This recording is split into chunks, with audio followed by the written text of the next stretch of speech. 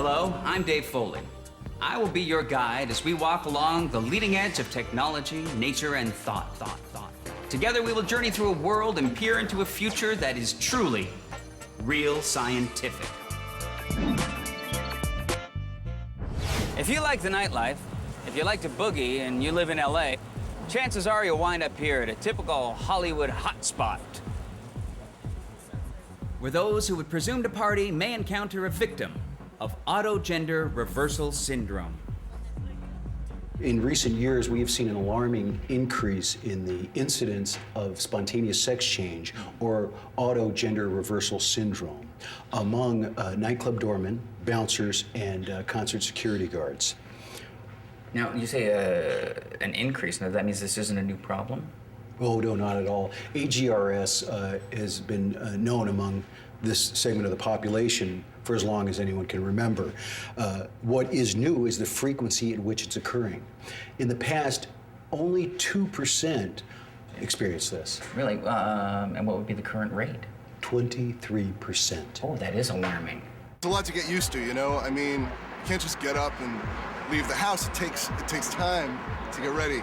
I mean, I try to make myself look good, but look what I have to work with.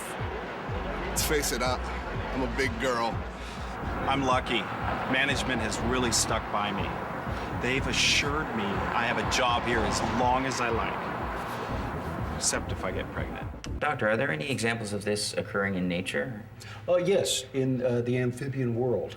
African tree frogs have the ability to spontaneously sex change when the need arises. Really? Yes, this usually occurs when there is an imbalance, gender imbalance in the general population. Oh, well now, do you think there's a similar mechanism at work here, or? Well, that's a very astute observation for a layman. Oh, well, thank you.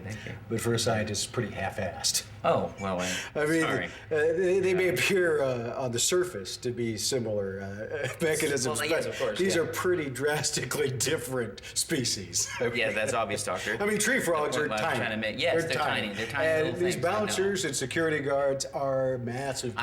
Yes, I understand that. I mean, so comparing the two is pretty darn Doctor, stupid. well, you know what? You're the one who brought up the damn frogs, right?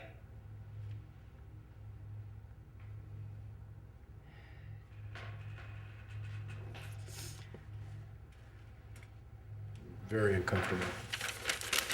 I was in denial for a long time, but eventually got breasts. Penis is gone. So, you've got to deal with it. Yeah, well, to be honest with you, I never did come to terms with it, okay? I mean, it just seems so unfair. I did concert security once. I'm not a bouncer. I'm a biker. Now look at me. Damn it, I miss my penis.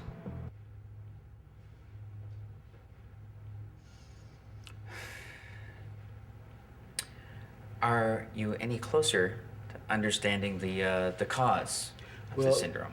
The evidence suggests that in some men, the testosterone levels become so high they actually become toxic.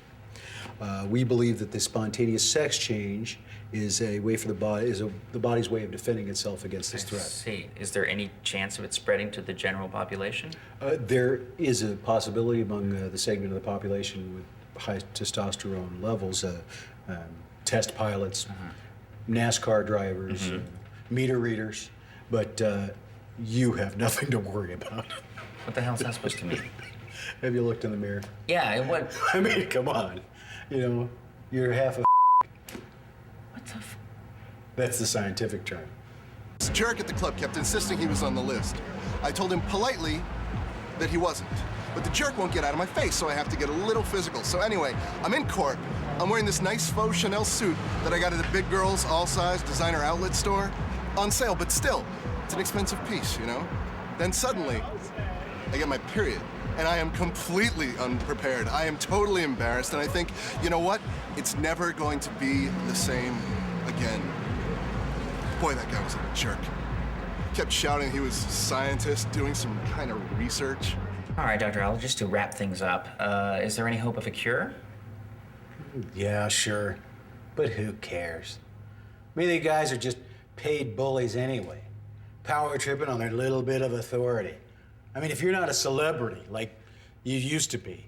Or a beautiful woman. You're not getting in. If you're just a regular Joe who's doing scientific research to benefit humanity, you're screwed. Well, thank you, Dr. Howard. Thank you for being on the program, and thank you for being such a colossal prick. You're welcome. And thank you for joining me as we explore all things that are real scientific. What the fuck is your problem?